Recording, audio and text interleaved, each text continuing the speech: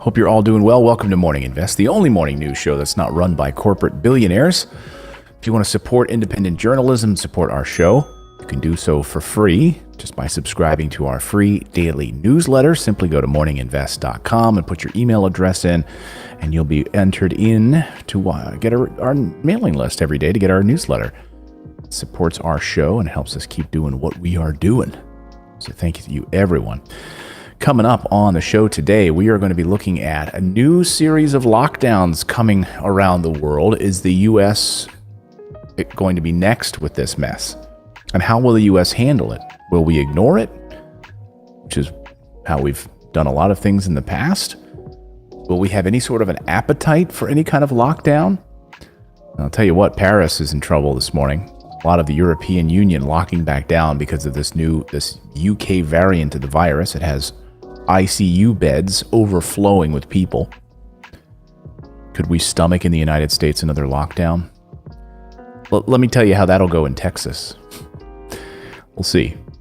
We're also going to be looking at the U.S.-China relationship because we got into a fiery exchange yesterday between our new Secretary of State and a Chinese spokesperson, their envoy to the United States. And it happened on camera, back and forth. And we all need to be scared about China, right? Because that's how we can justify spending $750 billion a year on a defense budget. So you need to be scared of China. You need to watch the mainstream media. Turn me off right now and go watch CNN and just wait till they tell you to be scared of China. That's what you're going to start to hear. And a group of 50 members of the House yesterday in Washington sent a letter to President Biden, and they're moving towards trying to eliminate or reduce our defense budget. I saw the story, my head exploded. I couldn't believe it. 50 progressives, many of them of the Progressive Caucus, came forward to do this. We'll go through that, tell you what's in this letter, what they want instead. Bernie Sanders speaking out about this, a number of progressives. Can we actually reduce our dependency on the military and our dependency on military spending and actually reinvest it back home in us? See. All of that and more on the show today. Get your super chat questions in early. We'll take them at the end of today's show. I hope everyone is doing well. Jennifer Leach sent me an email earlier this morning saying she'd been trying to send a $5 super chat, but I think she's been having trouble getting the chat through, and I'm not sure what the issue is, Jennifer. Yeah, that could be. I mean, that's all YouTube. So unfortunately, we don't have any control of that. Sometimes it's not available in your area. And if you don't have a credit card tied to your Google Play account, that can also affect that. So there's several factors there that you kind of need to look into. Okay. Yeah, she says she keeps trying to buy a $5 super chat during the show every day, and it gives me an error message saying I need to edit my message. My message is always short, and I've tried everything I can think of. Maybe, I don't know, Jennifer. maybe are you heck. trying to put a link or something in there, or like you can't put links? YouTube blocks links. There are certain words that they won't allow if you're using swear words of some kind. Sometimes YouTube blocks that, or it might think you're typing something that you're not. I will say. Thank you. Raimundo said I had a.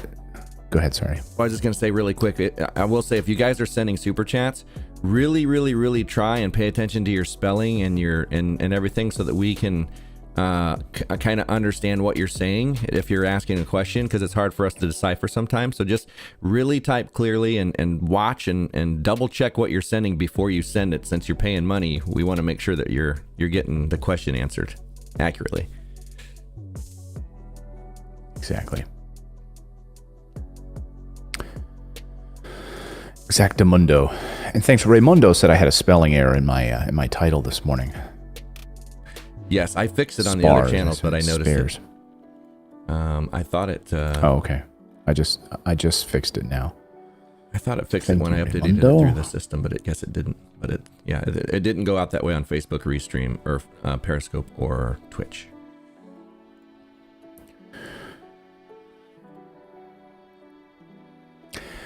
What do you guys think about a new lockdown? A new series of lockdowns. Argument yesterday saw, the United States needs to go into a full, like a 3-week, no BS lockdown. No more fooling around. Like a full-on lockdown in order to eliminate this thing. What do you think about that? I mean, I've seen it happen in European countries where they've gotten a handle on it. But then other countries don't. They open back up and get this mess again. Right now, the United States is experiencing this, of course, in Vegas. And God knows spring break coming. Holy smokes.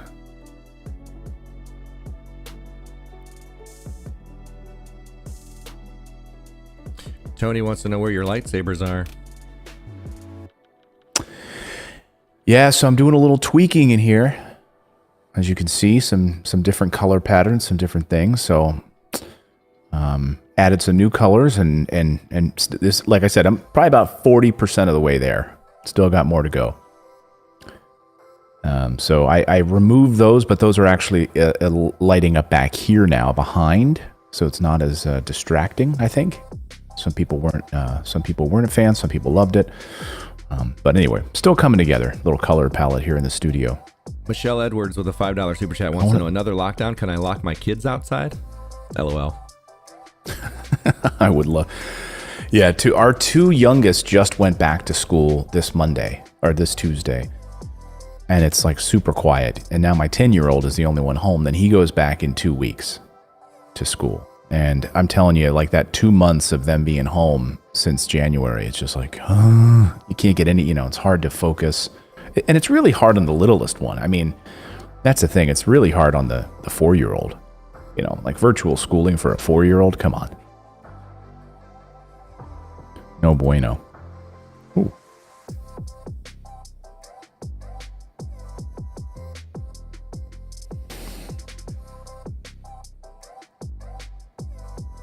D. Graham, Florida, $5. Appreciate your news feed. Keep up the good job. Live from Florida. We are in spring break in Florida. Hope COVID cases don't surge.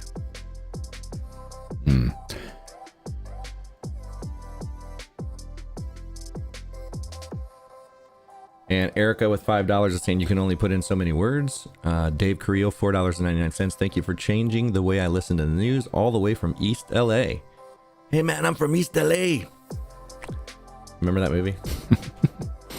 Yeah. Is that Cheech Marin? Cheech, yeah. Cheech Marin. How do you say it? Cheech Marin. Cheech Marin. Anthony Grandison at $5. Name for your space, Fortress of Progression. Love the channel. Keep up the good work. Fortress of Progression. I like that. Fortress of Solitude. Fortress of Progression.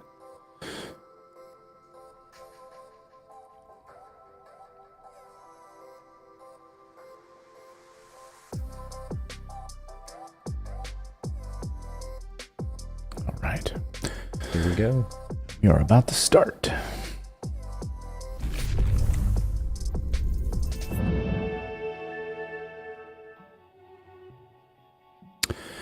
And good morning, everyone. It's Friday, March 19th. Welcome into Morning Invest, the only morning news show that's not plugged into the matrix and run by corporate billionaires. If you want to support independent journalism and support our show, you can do so totally for free by subscribing to our free daily newsletter. Simply go to morninginvest.com, add your email address right here, and you will receive our fantastic newsletter Monday through Friday. You can keep plugged in with what's going on in the world. Coming up on today's show, a new series of lockdowns coming to the world. Is it going to come to the United States? It's a great question this morning. Dr. Fauci gets into a heated argument yesterday with Senator Rand Paul over the efficacy of masks and mask wearing. Do these things work? Is it political theater to put these things on? Or do they actually work? You see this back and forth between Fauci and Paul yesterday. Pretty entertaining. Also, looks like the United States is about to come to blows with China. And we saw it on camera yesterday. You're going to see our new Secretary of State get into a heated argument on camera with his counterpart from China during a 2-day airing of the grievances. It was like Festivus yesterday up there in Anchorage, Alaska, where they came together for 2 days. And boy, China didn't back down. China basically called out the United States for human rights abuses. Say, who are you to lecture us? Do they have a point? Let me know in the chat. We're also going to look at the defense budget today. And holy smokes, an amazing story that broke yesterday in Washington, where progressives came together and said, we are sick and tired of spending $750 billion so we can bomb other countries. How about we invest it here at home? I'll tell you about that major news. Does it have legs? I sure hope so. But first, before we dive into today's show, I'm going to go back in time. To a younger, more handsome version of myself for today's sponsor. Today's episode is brought to you by Keeps.com. You know that 2 out of 3 guys will experience some form of male pattern baldness by the time they're 35. Yeah, mine hit when I was like in my 20s. And I wish, because it kept going back. I'm like, how far is this going to go back? Did you know the best way to prevent hair loss is actually to do something about it while you still have some hair left? Yeah, you can actually get treated from home. If you take action, they have a scientific and affordable approach to actually make it happen. You used to have to go to the doctor's office for your hair loss. Now, thanks to Keeps, you can actually visit a doctor online and get hair loss medication delivered right to your home. They make it easy and you don't have to feel embarrassed about it. They'll deliver medication every 3 months. Keeps offers actually generic versions of only 2 FDA-approved hair loss products out there.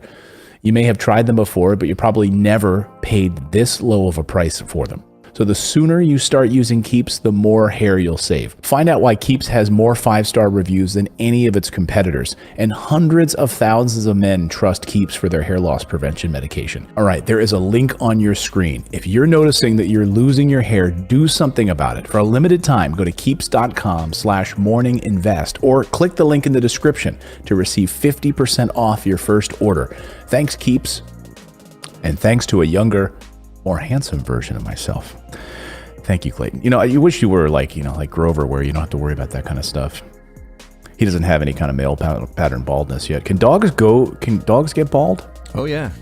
Yeah, there are dogs that lose, all kinds of dogs that lose their hair. It's kind of like a alopecia kind of thing or whatever it's called. I've seen hairless dogs that didn't have a choice. Huh. Wouldn't it be amazing if they were hairy all around, but then they just had like a bald patch on top?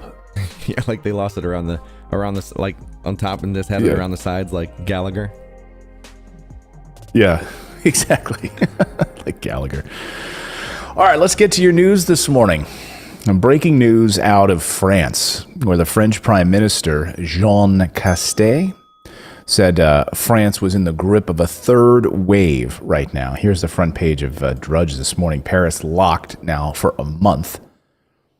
There's a new virulent variant. That's hard to say. Say that 5 times fast. Virulent variant. Oh my God.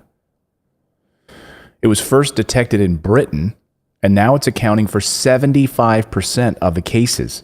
75% of the cases in Paris. All around France, they're under severe strain. Most notably, though, in the city in Paris, where the incident rate surpassed 400 infections in every 100,000 inhabitants. Right now, their health authorities saying the epidemic is getting worse by the day. Our responsibility now is not to let it escape our control, Prime Minister said at a press conference. France has now 35,000 new cases on Thursday, and there are more COVID patients in intensive care in Paris than at the peak of the second wave. Think about that for a second.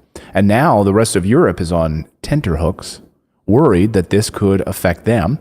Other countries are slowly reopening, like Portugal, etc., Italy, and others are worried that they, like Germany, may have to go back under another lockdown again. And they say now is the time to tighten these restrictions. The question is now, meanwhile back home, when will this all be over in the United States? We're wondering, okay, are we into the spring? Other experts were saying, hey, in the spring, we're off to a good start. It's going to be fine. What do you think? I mean, I know people in Florida writing us this morning saying, I'm worried. I'm down here in Florida. We got spring breakers pouring into Miami Beach and other places. Down in Texas, they're going maskless, getting ready for baseball season. You can go to a Texas Rangers game now without any mask on, fully reopened. Mississippi as well. Vegas, totally back to normal. Everyone hanging out the pool in Vegas. Last week, President Joe Biden said his administration's goal is to get the country closer to normal by the 4th of July. Is that going to happen? it appears the United States is moving in that right direction because a majority of people over the age of 65 now have received at least one dose of the vaccine. My mom got her first and second dose. Let me know in the chat how many of you have gotten the vaccine, or are you planning on getting the vaccine? President Trump didn't help things by, pushing for the vaccine, but then also almost pointing out that we shouldn't need it, and then quietly not even announcing that he got the vaccine. So if we're really concerned about the vaccine getting distributed to people because we really think that this is going to help, shouldn't there have been a bigger campaign to get this announced as your patriotic duty to go and do it? Scientists are tracking the pandemic, say that to get a national view right now, it's critical to look at each state separately and even every city separately. I guess this is the problem, though, with the United States, right, is that you have these disparate states that all have a different way of approaching these things.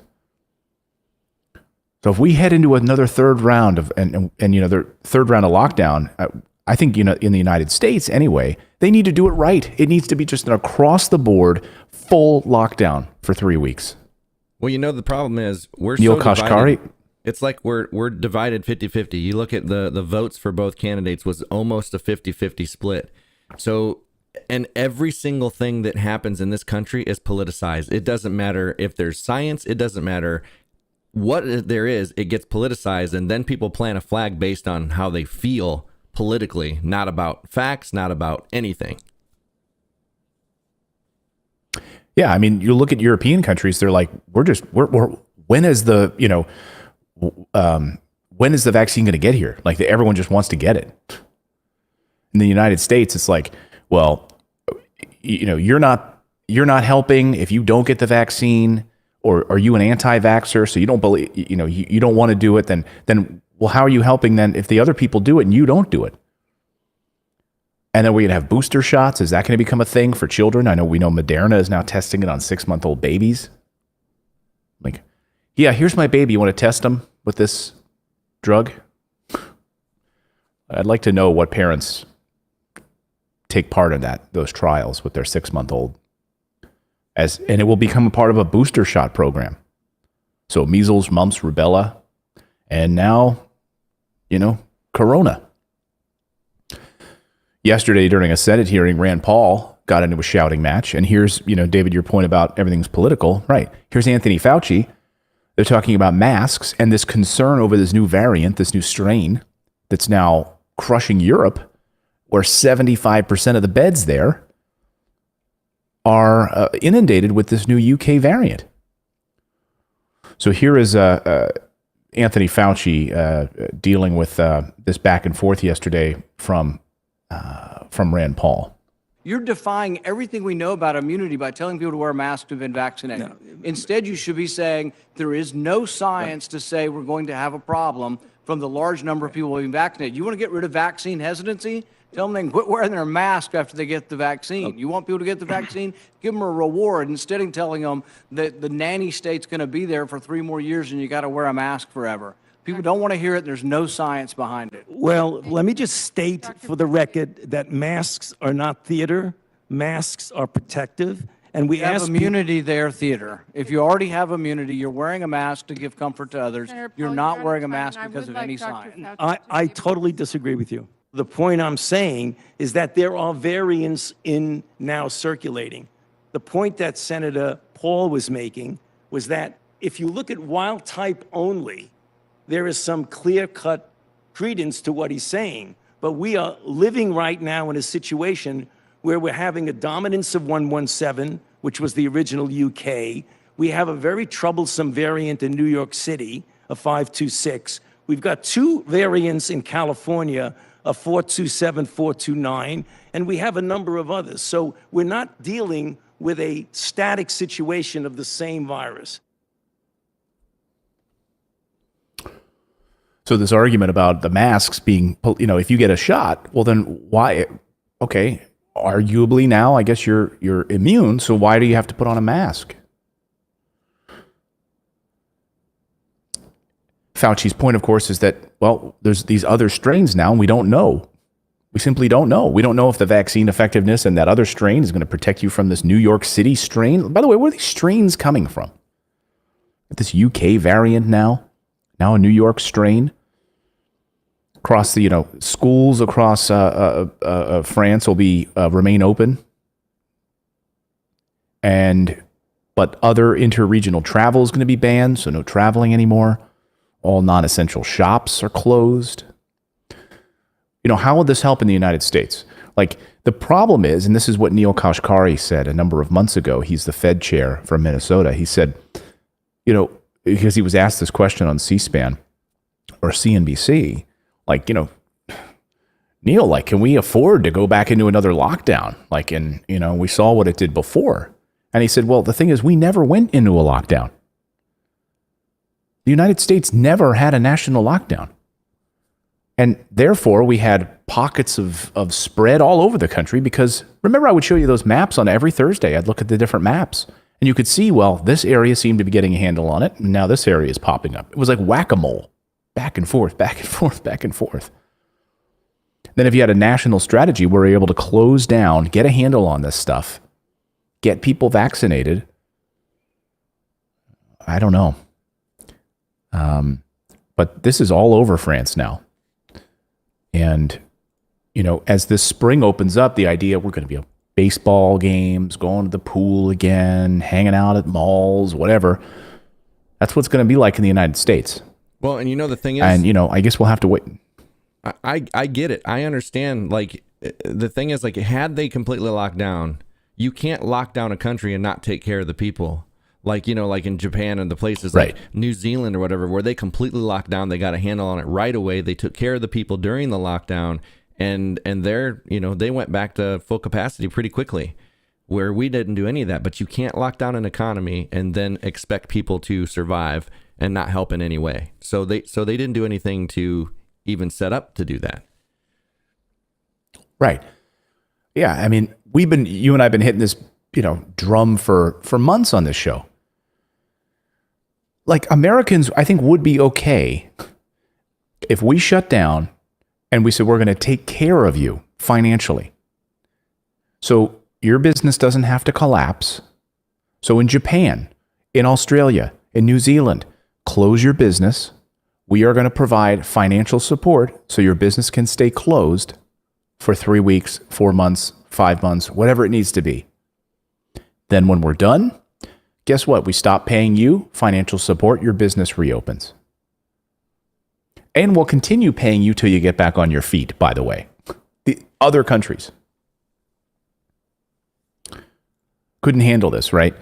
And so the United States never did that. We did this little piecemeal approach with, half-measured stimulus. And the problem is we have this fatigue about it now. We have lockdown fatigue. We don't want to hear it. We're just stubborn about it. We're come on already. Well, and some people cannot afford to be locked down. They absolutely cannot afford to be locked down because they have to work. Right. They have to, they have to do what they got to do to feed their families because they're not getting any assistance. And so it's if they, when this first started, instead of doing what all these other countries did, smaller countries than us, instead of doing what they did and just helping the people, they had to go back and forth. Well, what's the least amount we can give them that make financial sense? We can't be giving them too much. We don't want them to get any kind of savings. We only want to potentially help 50% of impoverished kids. We don't really want to help, but what can we do to make them feel like we're helping? And it was just this big argument while they're in there still making full income, full insurance benefits, increasing their benefits, by the way, for medical care that they get government-run health care that we don't get. So it's they took care of themselves during all this. They took care of their rich buddies. $5 trillion went to, big companies and stuff during the CARES Act. But the rest of us, we got we got pennies. Well, always. Yeah. But I bet if we asked people this question, right? I mean, I think if we asked our audience this question, would you be okay with a full-on real lockdown, one that we've never had in the United States, if the federal government paid for your employment, paid for your food, paid for your medicines, provided stimulus for you and your family, so you didn't have to go to work because you felt like you had to just to put food on the table. Oh, and by the way, that business is going to be closed as well. And the government is going to help that business owner so they can close. And they're going to help you, the employee. And you that's not an employee. Oh, you're not working? Even more of an incentive right now to be able to take care of our people who are most impoverished. What would you say to that? Let me know in the chat. Would you support a full-on lockdown? You know, I'll say this personally. I know I would. Yeah, and personally, I would have probably at first, but it's like now, this late, and they're still not going to take care of people. Like what people are proposing is, okay, you know what? We messed up. We did this the wrong way. We're sorry. We're going to completely lock you down again, but we're still not going to help you financially. We're still not going to help you with your rent. If you lose your home, you know, not much we can do about it. You better go get a job and be more responsible with your money. But like they cannot lock down completely again without some kind of UBI. I'm seeing an overwhelming number of people here in the chat saying yes, absolutely, absolutely, yes, 100%. A few people saying no, but most overwhelmingly, Running Ragged Ranch says losing my auto body shop due to COVID. Yeah, they should have done this in the first place. But when you had an administration that was basically in denial that we were having any kind of a problem. I mean, President Trump had to have his arm twisted in order to go into lockdown, into that brief little like half lockdown that they did near Easter last year. And he's like, we can reopen. We'll be reopened by Easter. And his people were like, Fauci and others were like, what? No. And in the end, people are going to church. He's like, yeah, just go to church. That's fine. And we never did a lockdown. People went out of business. People didn't get stimulus. People got screwed. Yeah, in the United States, it's not an either or. I mean, both things had to happen. If in order to be fully locked down, people would have had to have gotten assistance. If people can't get assistance, they're going to have to resist because they've got kids they can't feed. They've got money that they're losing. They've got rent they can't pay. They've got health insurance they can't afford. So everything, like the both have to go hand in hand. Otherwise, it's impossible to work. Impossible. Right. I mean, not everyone can like work an internet job, Like if you run a plumbing business or you run an auto body shop, you can't just like switch to an online version of that. Now I'm at home on my laptop. Everything's fine. It's not. So if we're going to ask people to lock down, and I'm telling you, like, there's warning signs for the United States right now. I mean, the fact that what Europe is going through, if we don't pay attention to what's happening in the rest of the world, like what we were ignoring in China when it's all started, ignoring what was happening in Italy last year and Spain, where they're, they had to use refrigeration trucks because of all the overflow. They had to put people in an ice hockey rink because they had no place to go. If we don't pay attention to what's happening in Europe, it's gonna hurt in the United States. And there was questions before about Biden. Would he go forward with a big lockdown? And maybe this is the way to do it. And maybe this is how Democrats could actually push for like a large infrastructure package at the same time. It's like, we're going to do a full lockdown. Everything will be closed. Everyone will be home. Every school will be closed. We're going to pay and take care of every American. Make sure that businesses don't go under. We are going to eradicate this thing, turn the tide. And by the way, we have this massive infrastructure stimulus package that we're going to pass in the meantime. Could happen. He could FDR the heck out of this if Biden wanted to. Get rid of the filibuster, push it through, national mandate to have people stay home. But again, you're right that there are people. There's people out in Wyoming and other places where I saw. I mean, I watched Tara Palmieri's report from Politico. She went and specifically went out to a town in Wyoming where they don't even believe in the virus. Everyone hanging out at a biker bar, no one wearing masks, no, nothing at all. They don't believe in it. So you're going to still have those, like, regardless of what you do, unless you have like the police or National Guard get involved. I mean, other countries, like if you try to get on the highway to drive somewhere, they're like, nope, please go back home right now. We never did that in the United States. And now we're seeing the benefit. Now we're seeing the results of that. Yeah, we absolutely have to take care of people. You know, we're the country that can't provide meaningful stimulus to the American people, but we can certainly spend $750 billion a year on a defense budget. When Lisa Emery says, God, please give David a good attitude. Yes, we get it, but things are looking okay for now. But the thing is, like, if you think things are looking okay for now with 20 million people facing homelessness, people that can't afford their medications, people that can't, take care of their kids, they can't feed their kids. There's a lot of people dealing with things that you must not know. And it's not that I have a bad attitude. I'm just not going to give these people the mile that they want. I'm not even going to give them the inch because they are not doing anything to help the American people. And that's what I care about most are the people. I don't care about these politicians and giving them they did this one good thing out of all the many things they could have done. I'm just not going to do that. Yeah, like David and I were talking about offline. It's like, I don't care about these politicians. I care about politicians that stand up for the people. And so if 80% of their votes are against you, and then they grandstand and want to talk about how that, the 20% or the 10% of their votes was something that actually helped you, I'm going to call them out about the 80%.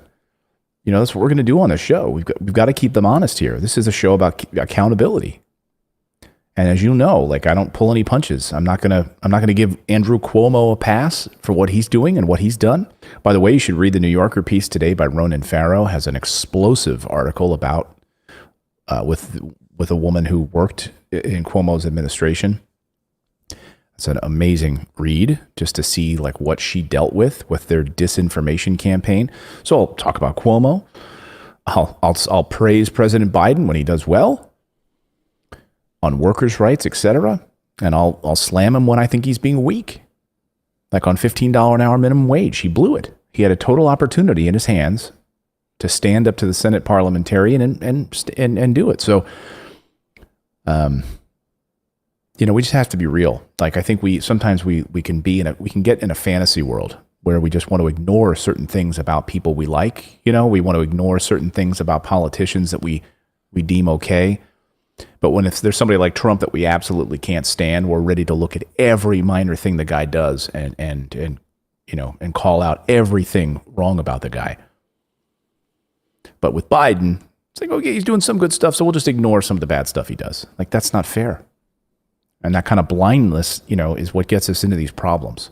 Well, and it's also you have to look like I think a lot of people are approaching this from a point of desperation, and when you're desperate, yeah, $1,400, like, oh my gosh, I absolutely need that. So you're coming at it from a point of desperation. That should have been $2,000, and it should have been $600 a week unemployment, and it easily could have been if they would have fought the Democrats that were against it rather than the Republicans that never would have supported it in the first place. Yeah, I mean, look, this should have happened.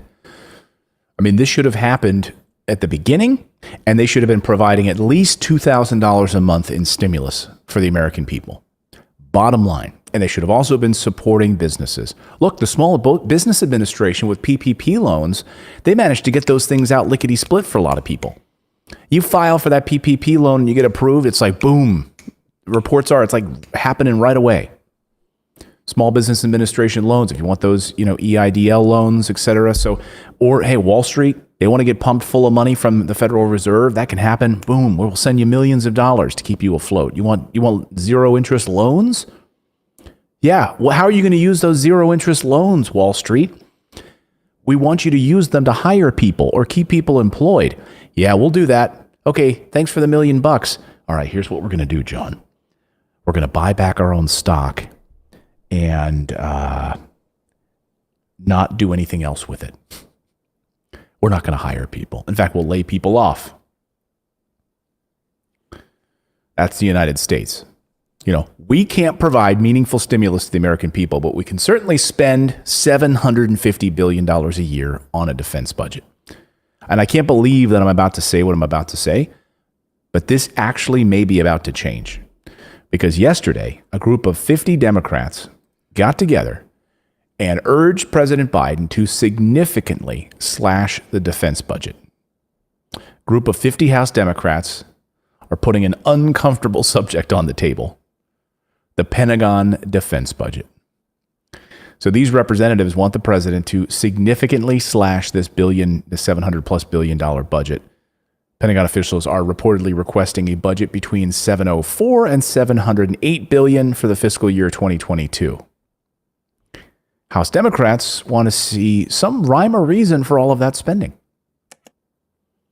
Hundreds of billions of dollars, they say, are now directed to the military. They say would have a greater return if we invested in diplomacy and humanitarian aid, global public health, sustainability initiatives, they said, and basic human research. That's what the representatives said in a letter to the president. They said, quote, "We must end these forever wars, heal our veterans, and reorient towards a holistic conception of national security that centers on public health, climate change, and human rights." So what does that mean?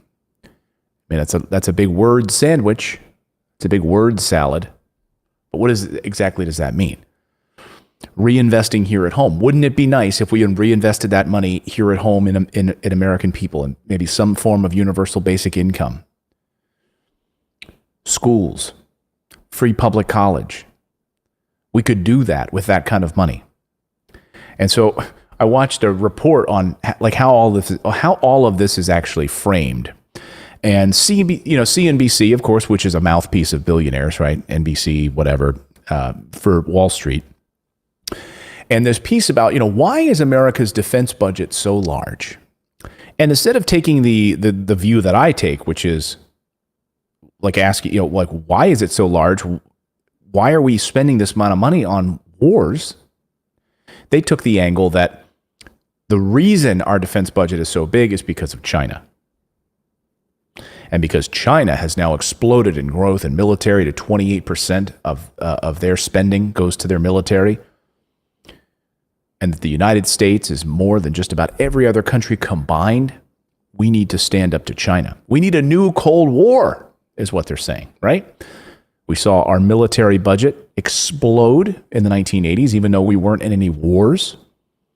We did it because of the Cold War. And now that we have a decline of Russia, we need a new enemy, right? We need a new enemy, and that's China. They're starting to flex their military. They're trying to modernize their military. They're building new aircraft carriers and battle cruisers in the South China Sea. So we need to do it too. For what? Another Cold War?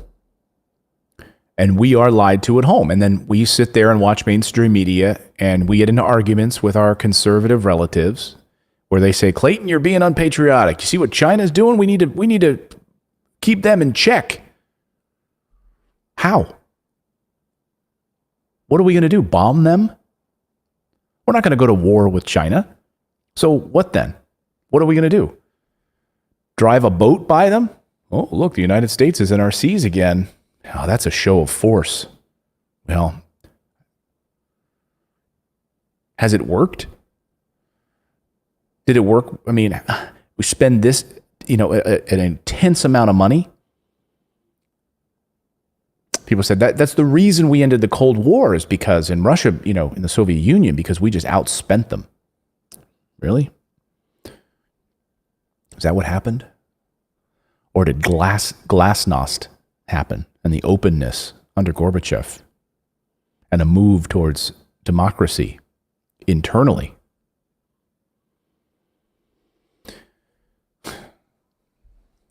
So 50 members of the House, rather than requesting a flat Pentagon budget, we urge you to seek a significantly reduced Pentagon top line. Now, will they do it? Will they do it? I mean, after all, Republicans want to increase the budget by 3 to 4% again, after we just increased it last year. Keep funneling as much money as we can to these, Hornet programs, and they're bringing back the F-15 program. We're building new aircraft carriers. We're building new battle cruisers, new advanced weapon systems. For what?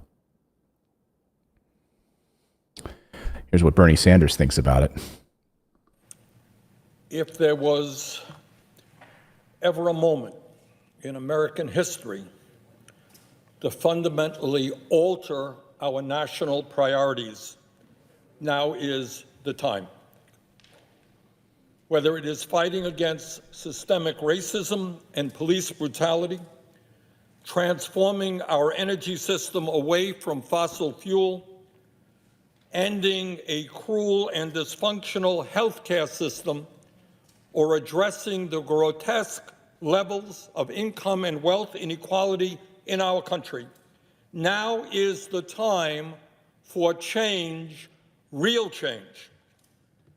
And when we talk about real change, it is incredible to me the degree to which Congress continues to ignore our bloated $740 billion defense budget, which has gone up by over $100 billion since Trump has been in office. Year after year, Democrats and Republicans who disagree on almost everything come together with minimal debate to support an exploding Pentagon budget, which is now higher than the next 11 countries combined. Now higher than the next 11 countries combined, and which represents more than half of our discretionary spending.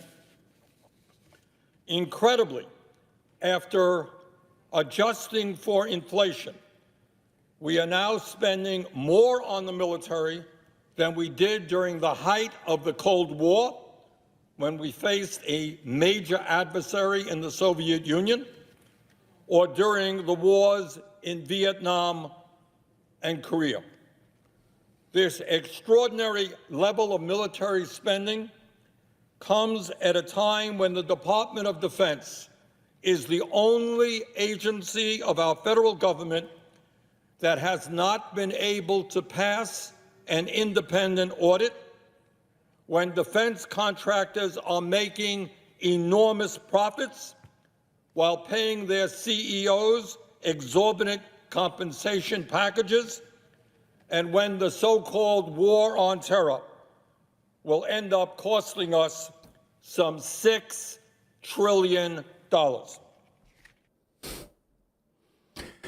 I rewatched today, actually, some old footage because I wanted to be accurate about George W. Bush and when he was calling during his State of the Union address. You know, he was saying that we're going to find you in any state that harbors terrorism. It's a web, it's a network, it's all over the world. This war on terrorism after 9/11, so we can just continue these foreign wars endlessly because there's no state. We have no, just define for me what the war on terror is. Where is it? Is it Afghanistan? I don't know. Is it in Yemen? I don't know. Hey, we just built a base in Syria. Is it in Saudi Arabia? Could be. Why didn't we go into Saudi Arabia when almost every one of the attackers on 9/11 was from Saudi Arabia? Because of oil, and we're friends with them. We can't do that. So we'll go to Afghanistan and Iraq, which had nothing to do with it. Oh, and Iraq. And what about Kuwait and Somalia and Sudan? Just keep going. 19 years of it. Just keep going. Keep cranking this machine. And as this so-called war on terror starts to die down, we need to focus on China. That's our new enemy. We need to make sure that we're scared of China. You're going to be seeing television. I'm telling you what, just pay attention. Start watching for the covers of Time magazine. Start watching for the covers of Newsweek when you're at the grocery store. Start when you flip around to mainstream media, if God forbid you watch that garbage. If you're flipping around watching MSNBC or Fox or whatever you're watching, and you see them talking about China. Because Republicans and Democrats, and Bernie's right, support this bloated military budget to keep this perpetual war machine going. And you're going to see television programs about, we need to be concerned about China. China's ramping up. What do we need to do to protect ourselves? And we're already seeing some of that play out over the past 24 hours. So in today's Keeping Them Honest, China tries to keep the United States honest about human rights abuses. So it was an interesting moment yesterday, has all of Washington talking, because the Washington-Beijing relationship in the Biden era is off to a pretty rocky start. So you can watch this now in this back and forth yesterday between Yang Jiechi, who's the top Chinese diplomat. He's the former Chinese ambassador to the United States. He tore into the United States. He ripped us apart. And Anthony Blinken, the Secretary of State, was sitting there and he retaliated, went back and forth, and they were yelling at each other basically across the table.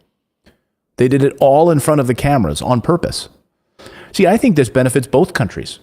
For us to be adversaries with China, they get to spend enormous amounts of money on their military industrial complex, and we get to do the same thing.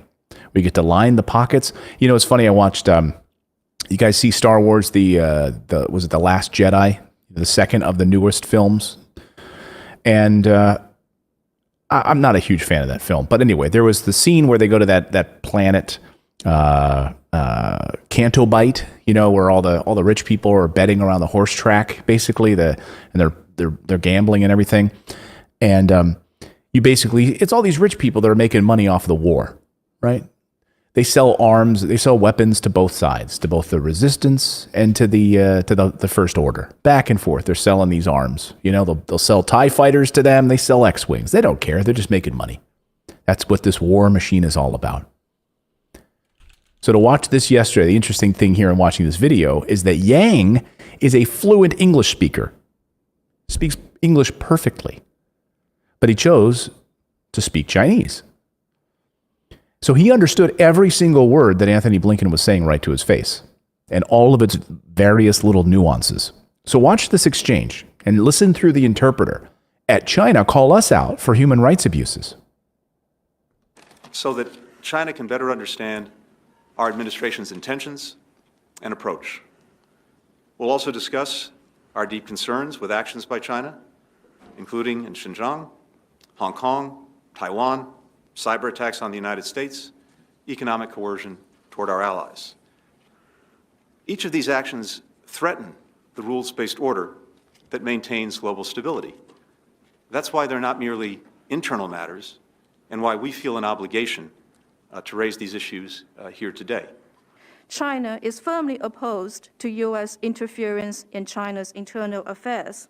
We have expressed our staunch opposition to such interference, and we will take firm actions in response. On human rights, we hope that the United States will do better on human rights. Ouch. China has made steady progress in human rights, and the fact is that there are many problems within the United States regarding human rights, which is admitted by the U.S. itself as well. The United States has also said that countries can't rely on force in today's world to resolve the challenges we face. And it is a failure to use various means to topple the so-called authoritarian states. And the challenges facing the United States in human rights are deep-seated. They did not just emerge over the past 4 years, such as Black Lives Matter. It did not come up only recently. So we do hope that for our two countries, it's important that we manage our respective affairs well, instead of deflecting the blame on somebody else in this world. I have to tell you, in my short time as Secretary of State, I've spoken to, I think, nearly 100 counterparts from around the world. And I just made my first trip, as I noted, to Japan and South Korea. I have to tell you, what I'm hearing is very different from what you described. I'm hearing deep satisfaction that the United States is back, that we're re-engaged with our allies and partners. I'm also hearing deep concern about some of the actions your government is taking. And we'll have an opportunity to discuss those when we get down to work. A hallmark of our leadership, of our engagement in the world, is our alliances and our partnerships that have been built on a totally voluntary basis. And it is something that President Biden is committed to reinvigorating and strengthening. And there's one more hallmark of our leadership here at home, and that's a constant quest to, as we say, form a more perfect union. And that quest, by definition, acknowledges our imperfections, acknowledges that we're not perfect, we make mistakes, we have reversals, we take steps back. But what we've done throughout our history is to confront those challenges openly, publicly, transparently, not trying to ignore them, not trying to pretend they don't exist, not trying to sweep them under a rug. That's exactly, by the way, he's saying that with a straight face. We don't, I just want to be clear, the United States, we don't sweep things under the rug. We confront our challenges straight on. We don't pretend that systemic racism doesn't exist in the United States. We tackle it head on. And we bomb children in countries during a pandemic. Right. And we tell you all about it every day at our news conferences. Today in Yemen, we did this. No, we don't. I love that he says this with a straight face. We've basically tried to tamp down like our history of slavery in the United States through textbooks, to pretend that it was just a slight little stain on our history, nothing terrible. I love that he says that with a straight face. We tackle things head on. They called us out. They called the United States out for lecturing China and the rest of the world about human rights abuses, when the United States has a long list of human rights abuses it needs to answer to. I mean, the criticisms include, you want to go down, I'll go down the list. Systemic racism, weaker labor protections than most modern Western countries. When you compare us to Europe, the United States sucks when it comes to worker protections. Imprisonment of people that have debt, criminalization of the homelessness and poverty. We criminalize homelessness and poverty in the United States. What about the invasion of privacy through mass surveillance? Hey, why is Edward Snowden still not able to come back to the United States? Police brutality, corruption, incarceration of almost, an entire groups of people of color in the United States for minor drug infractions that ruins their lives as a result. So I love that we get to lecture the rest of the world about these things. So anyway, this is our enemy, right? Remember now, if you're watching mainstream media, that's why we need to spend so much on our defense budget. You're going to see Republicans come out and slam this move by Democrats on to significantly slash the defense budget, especially when we have our new enemy in China. Is he leaving China and heading right to Russia next? Well, he was just in South Korea. I'm going to do that too. Whenever I want to have an argument with my wife or something like that, I'm not going to be the one that's going to read the statement. I'm going to have an interpreter. And I'm just going to hand the interpreter a letter of my argument. And I'm going to sit there with my hands folded. And sometimes. And I'm going to have the interpreter read it. Can't rely on force in today's world to resolve the challenges we face. And I'll do that with my kids too. Your father is upset that you've left your dishes out on the table once again. He's upset that you continue to leave the toilet seat down for your sisters. Your father is also upset by the amount of toys that are on the floor that haven't been picked up following your most recent play date. Therefore, you will be grounded for the next week. It's an effective tool. I want to see if this thing has any legs, though. I want to see if the United States, if these, It's Biden's turn now. Does he have a chance to be truly progressive, truly remake the United States, put in place meaningful reforms that help the American people, slash a military budget that's an absolute lining of defense contractors' pockets? For phony wars? Will it happen?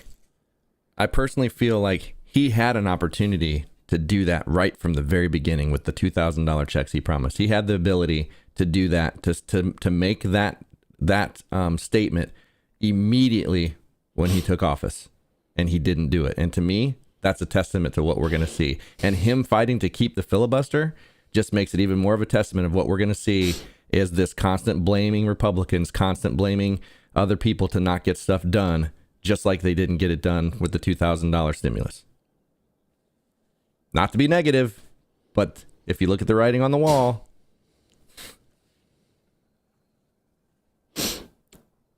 Why didn't he could have pushed for $15 an hour minimum wage. That was fully in President Biden's hands. He could have said, this Senate parliamentarian is an unelected staffer who recommended that we not include it. But guess what? Republicans didn't like it when the parliamentarian made their recommendation back in 2001, and they went around that parliamentarian and passed it. We are going to do the same thing because I believe raising the minimum wage for the American people is more important than a Senate parliamentarian's justification for leaving it out of a bill. Bam! How would that go over at a press conference? Jen Psaki having to answer that question. There's Jen, can you answer this question? Like, why did the president feel a need to go around the Senate parliamentarian? You know why? He went around the Senate parliamentarian because he cares more about the American people and making sure that income inequality in the United States is eliminated. Next question, please. Yes, you in the back. That's how you do it. If you want to come out on the side of helping the American people, you're not going to be negatively hurt by this politically. Getting people stimulus, making sure that wages are up, workers' rights in this country. It'd be easy for Americans to say, who am I going to vote for this time around? The guy that got me stimulus, the guy that helped increase my wages, the guy that actually created an additional workers' rights for me so I could unionize at this Amazon plant. I think I'm going to vote for that Biden guy. My life's better off as a result of it. Well, and me personally, all right, if I would have been running for president and I would have been like, okay, you know what? We got to beat this Trump guy. We got to get this guy out of office. And then I ended up winning. What I would not do is less than that guy did. Right. I don't understand politically how that happens. You literally are giving less in stimulus than what President Trump was calling for. And then Trump calls you out about it. Well, he calls McConnell out about it. Like, he's not even president anymore. He's like, I wanted more stimulus than this guy. Don't you miss me now? Heck, Mitt Romney wanted a higher child tax credit than what we have. I'd love to take your super chats now. Let's open it up for that and see what you have to say about this. I saw some of them coming in earlier, and I appreciate you for that. I got to most of those at the beginning. We got 18 new members: Danny Terry, Brandy Colbert, probably Colbert. I'm not sure, or if you're related to Stephen Colbert. Shaw-C, new members, welcome. Jackie Brazel, Francis Wesley Alexander, new member, thank you. Ann Fuller, new member. Ella Roberts, $4.99. Amy Perkins, $5. If they do universal income, then lockdown shouldn't be a problem. Also, I've set my pet photos 6 times. Would love to see them on the show. I apologize. We're getting them in there every day now. We're working to get them every day, and you read me some more, and I'll pull up our latest ones from today.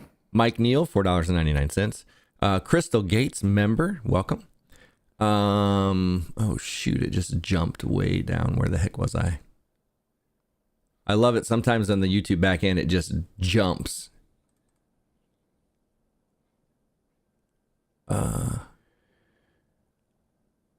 I know, I hate that. Okay, I've got a good tranche of photos today. I'm going to download these. Okay, I need to and I'm back resync where I this was. whole folder here.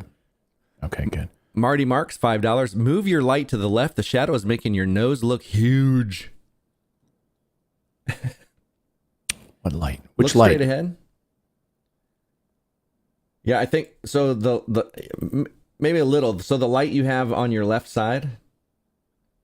Oh, This sorry. one? Yeah, your needs to come more to the The front. key light. No, not that side. The other side. I agree. Yeah. Oh, the front. Yeah, up here. No, because if you My key light. brought the other one on the other side, the fill light up a little bit, it would fill in that spot where the shadow is coming from the key light.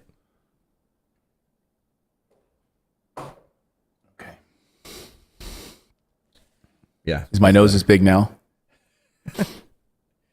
Look good. Wait, do that again. That's our GIF.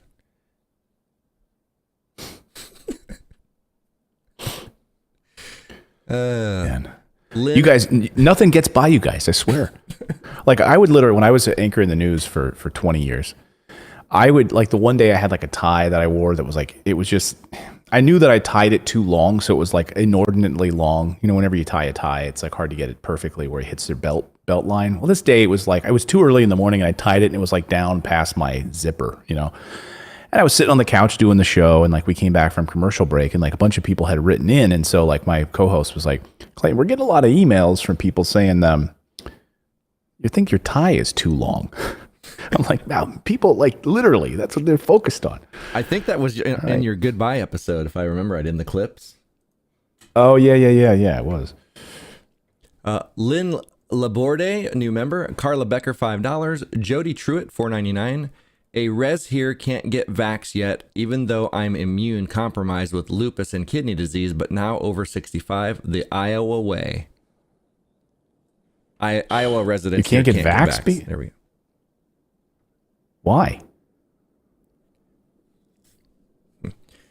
Thomas Mather, new member, welcome. Rumplegold, $4.99. Young adults 40 and under who are not food plant workers in Iowa will not be approved for the vaccine till June. Jeez. What's up with Iowa? Joseph Hallway, new member. Brizzy 864, $5. It's the same virus mutated. Shake my head. Karen Birch, new member. Welcome. Jessica Rabbit. Hey, Jessica. $4.99. They slow bled our economy, so businesses are now permanently out of business rather than a full lockdown and reimbursement. Yeah, exactly. Jessica Rabbit, by the way, one of my favorite cartoon characters. Yeah, I used to do a Roger Rabbit impersonation, but I haven't done it in like 25 years. So Joseph Hawley, $5. Well, thank you. Nicole Johnson, $1.99. Family Hero Channel, $5. It's dangerous in Texas. Teachers are saying they have sensitivity to hand sanitizer. Jeez. Sharon Pulliam, $10. Yes, I would, Clayton and David, stay at home if they took care of us. And that's honestly, that's the only way it could work. Like, how could it work any other way? Right. Yeah, I mean, if you joined us later, the question we were asking is, if we did a full-on lockdown, like a proper lockdown, where, for 3 weeks, no businesses open, schools shut, everyone has to stay home, no driving, nothing. And they provide stimulus, they take care of the businesses that had to close, all of it, like they did in Australia, like they did in Japan. But we're the richest country in the world, and I guess we can't do it until, like Winston Churchill said about the United States, Americans will always do the right thing when they've exhausted all other options. So what we're going to try everything else. We'll reopen half of our country, we'll close it. We'll reopen half, more people will die. Well, I mean, it's just going to be this endless loop until finally people are like, we got to close down. The only way to stop this thing. Rita Moore, new member, welcome. Katie O'Brien, $10. Problem is how behind people are at this point that if they issue $2,000 a month without a lockdown, it will get us on our feet again. If they lock down now and only give $2,000 a month, it won't suffice. So she's Yeah, saying good point, if they issued Katie. 2,000 You're right. a I month mean- without a lockdown, we could be fine. That would just barely help us get back on our feet, because then you're also working and yeah, I agree. I mean, this is the issue, right? Is that we didn't do it right, the United States. Well, and screwed like up. look at Japan. Trump ignored that. Yeah, look at Japan. They didn't just send people $2,000 a month. They covered their wages. Right. And they protected the businesses. Right.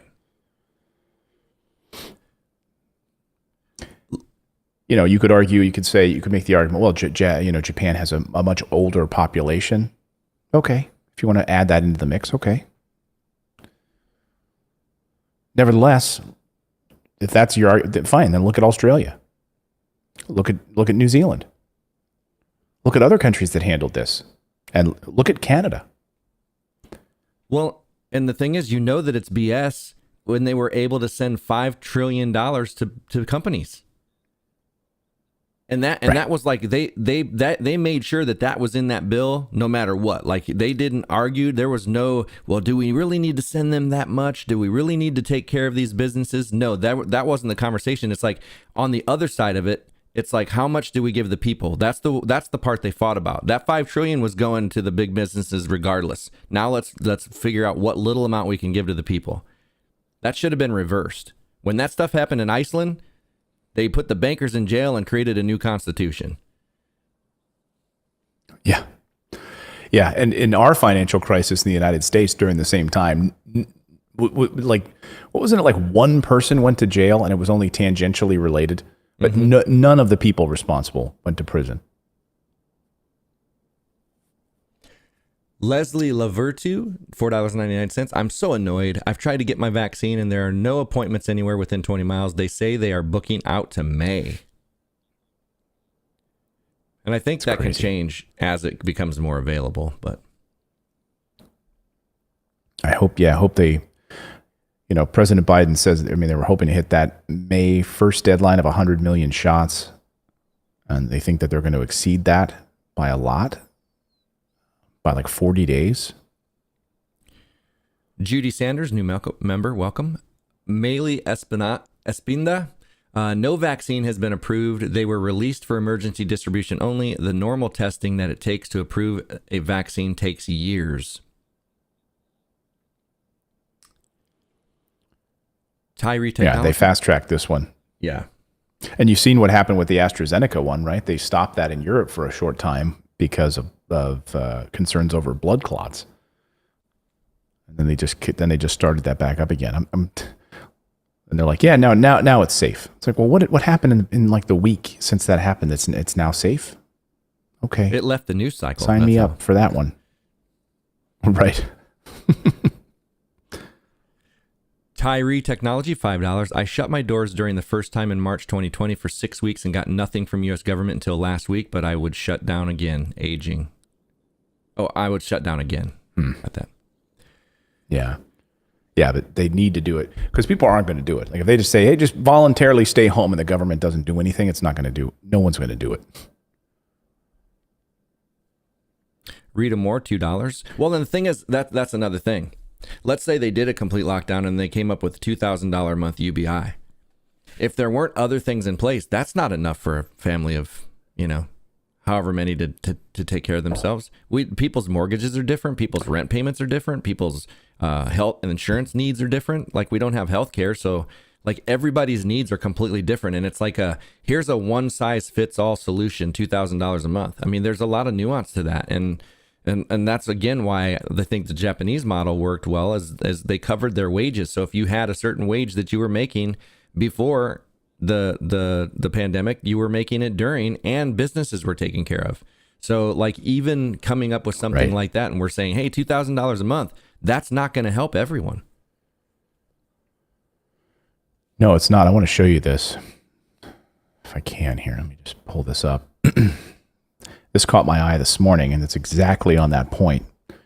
I was kind of struck by this. I think this is not, unfortunately, this has not made it into like the Republican talking points or into Joe Manchin's talking point portfolio.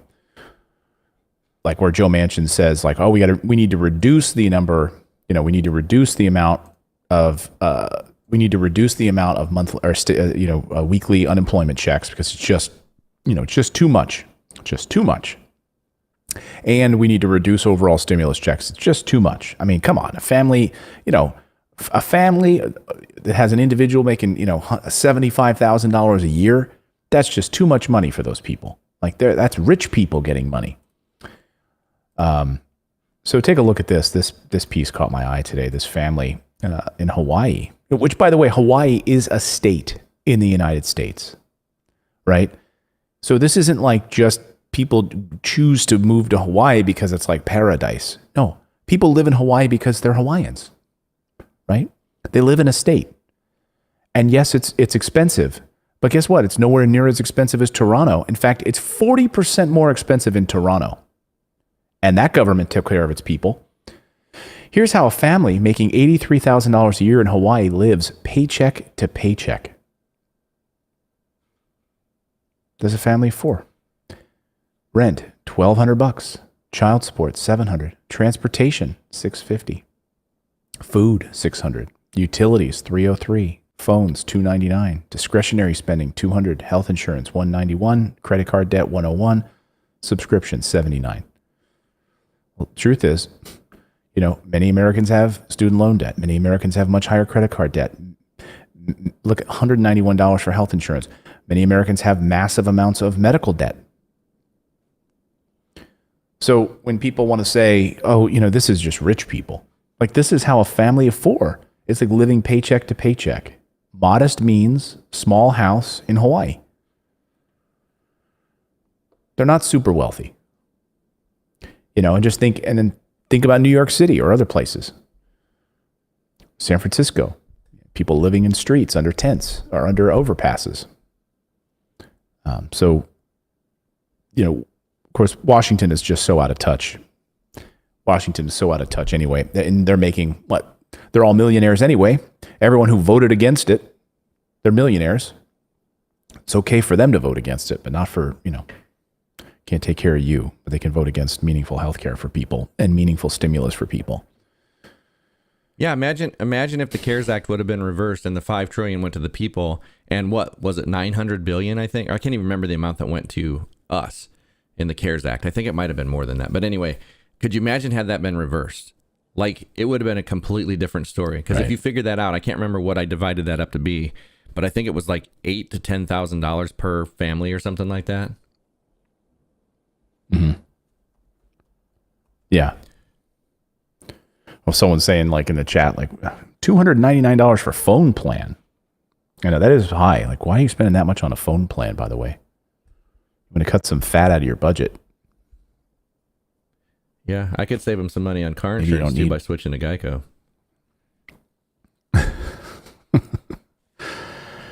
I think it is. Is it more expensive in Hawaii for car insurance? Must be. Probably. Everything's more expensive. Yeah. I mean, I'm sure cell service is more expensive there too, just because of the, the way they have the infrastructure. Yeah. Yeah. Rita Moore, $2 super sticker. Michael Maddie, new member. Welcome. Alicia M, $10. Certain places can't lock down. I work for a AG business. We can't close or animals wouldn't be able to eat. That would cause more issues. How do you pick and choose who can be open? Well, I think that's the question, right? Essential versus non-essential. And like what France is doing this morning, what France is like, they're, locking down for a month. And so non-essential businesses will be closed. Essential, like, grocery stores, I suppose, and health clinics and things like that will be open.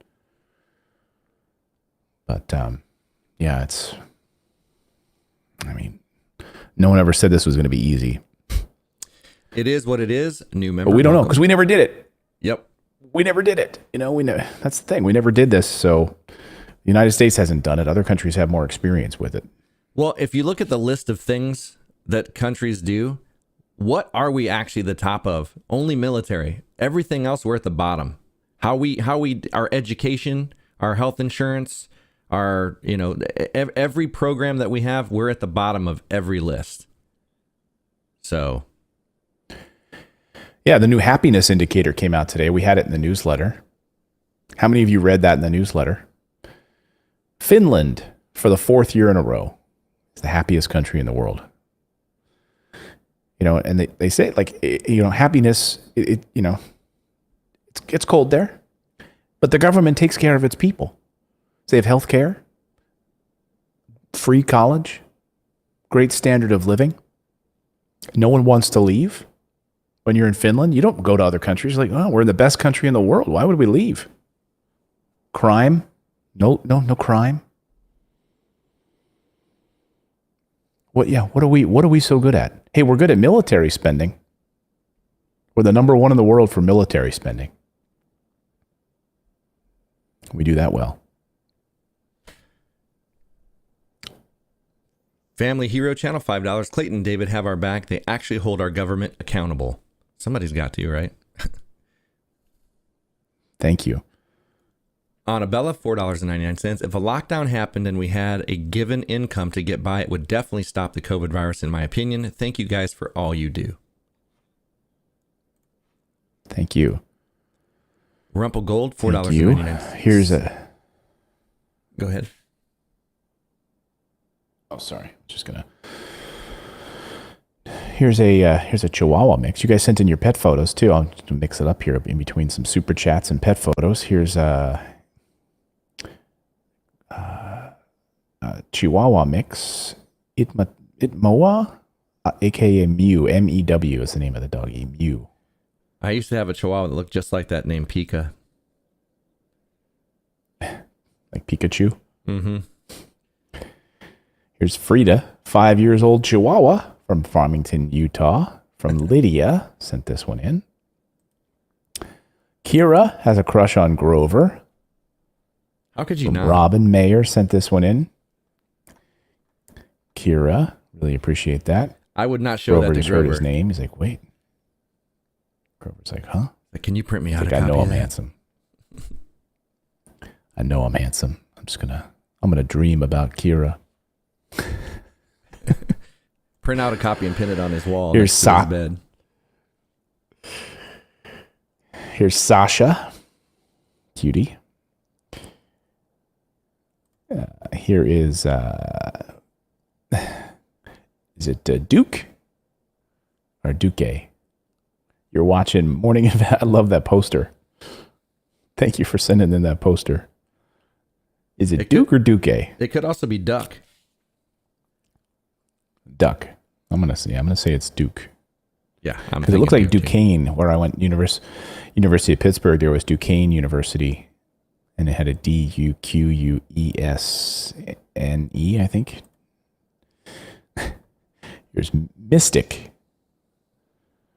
Is that a chinchilla or a? Yeah, that's like a chinchilla, right? Yeah, I think it's a chinchilla. From Beth, sent that one in. I've got more to get to here. I'll get to a few more here, but we got some more super chats to get to. If you want to send in your pet photos, you can. Just send it to pets. Email address pets@morninginvest.com. And we try to grab those daily. So thank you for sharing your pets. Rumple Gold, $4.99. State of Iowa never once actually shut down the entire pandemic. The only mask mandate is by Walmart and Target. That's kind of funny. The state of Iowa didn't shut down, and now you can't get vaccines there in the one place where they didn't. Yeah. Irony. Jeff Brown, $5. National lockdown? Seriously? CNN finally said DeSantis was correct with keeping Florida open. No to lockdown for me.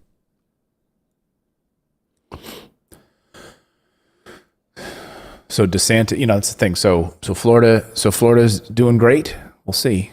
Yeah, elderly population in Florida. And of course, the biggest issue with this whole thing is that it's the people that don't know they are carriers of it. It's the asymptomatic people. And then you've got an elderly population in Florida. And so young people don't know that they have it. They're not getting sick. They pass it to these people and they die. That's the rub about it. Anthony Garman, $5. My only problem with a full lockdown is when food buy low and food is low when you go to get more. Yeah, if there was going to be a complete lockdown, there definitely would be a run on, toilet paper, canned food. Like it would be, oh my God, could you imagine? Could you imagine the fallout from announcement of a lockdown? The thing is, they'd have to. They'd have to give us some heads up. I mean, you see what happens when we have hurricanes in the United States. I mean, it's just like run. Snowstorms. You go to the supermarket, clear it out. They would have no choice but to ration. They would have to ration, like immediately. Like, okay, it would have to be a coordinated thing. Like the stores and stuff would have to know in advance that it was going to happen so that they could start the ration and say no more than, so many items of this and that per person. Yeah. Corey Jernigan says there should have been a mask mandate for Walmart 10 years ago. Nikki Grossman, $5. $2,000 isn't enough for everyone, and it's a hell of a lot more than others make. Replace income before the pandemic, then shut down. Like that idea. Joshua Lowy, new member. Corey Jernigan, $9.99. The Democrats have absolute power right now, and they are screwing it up. They have the ultimate chance to be the heroes and prove that they will push legislation for the people, but they aren't. Yeah. They have the Senate. They have the House. They have the presidency. They have a pandemic and a national crisis. Like, you don't get a perfect storm like that very often. You'd have to really go back, frankly, to, I guess you'd probably have to go back to World War II. You'd probably have to go back to FDR, having that kind of a, opportunity to make a change. And they're blowing it. Well, and that's the thing. Like the whole narrative for winning the Georgia runoffs was, we got to win this. We got to win this because then the $2,000 checks can go out. Plus, we have control. You won't have to worry about Republicans stopping all this stuff. It's going to be, flowers and sunshine. And this next 4 years, we're going to take care of the people. Things are going to be back to normal. The orange man bad gone. And now look. But, like Joe Biden said the other night, come on, man, give me a break. I've only been here 6 weeks. Come on, man. Give me a break. Come on, man. Give me a break. Only been here 6 weeks. But, the thing is, it is within those first 100 days that are most important for change. Okay, so we have a $1.9 trillion stimulus package that has just passed. There has been some definite movement on workers' rights. Okay. What about this military defense budget spending? Okay, let's see what that looks like. Let's see what infrastructure looks like. Okay, all eyes right now. We're focused. God, I got my eyes on you. Got it. Joshua Lowry, $1. George Miller, new member, welcome. Anna Lee, $4.99. Hi, everyone. Happy Friday. Clayton, can you please tell me when will outlet savings be supported in New York City? Thank you. Have a great weekend. Stay safe. You know what? I'm going to text. I will text and get that answer right now from the CEO of Outlet. And I'll get that answer for you. Anthony Berg, $10. Elections are so close because Democrats keep kowtowing to Republicans in bipartisanship. The real bipartisanship is with the people. Also, $2,000 a month backdated to at least May. Great work, C&D. Thank you. Dilius Light, we miss you, by the way. $5. Don't forget the children being killed in Yemen. Yep. Rob, $5. Why Social Security have not sent the $1,400 checks out yet? Some people have already received it. Yeah, we were trying so to I'm not figure sure out why. If it was alphabetical or what, and it just doesn't seem to be any rhyme or reason to it. Okay, I just got a response from the CEO of Outlet. It says, likely we will have it by the end of the year for New York City. So if you want a $9 savings account, that's my favorite savings account, by the way, is Outlet Finance. And we have a link below in the description if you want to sign up for that at morninginvest.com/outlet. It's a $9 savings account that's backed by cryptocurrency. You mean 9%? 9%. What did I say? $9. Oh, sorry. 9%. Yeah. Estella Hembrick, new member, welcome. Rumplegold, $4.99. David, you're right, and I appreciate it. Thank you, Rumplegold. Joe Ruiz, $9.99. Good morning, guys. I spent 8 years in federal prison. 100% true about modern day slavery. Just look into a company called Unicor. Check out the documentary called 13th as well. Unicor. Okay, I'll check it out. Jesus Munoz, $1.99. Thank you. Andrew McCrory, $1.99. Thank you. Velda Maddox, $5. They're helping everybody but the seniors. While the seniors live below poverty level, they're doing very little to pick up the life of other people.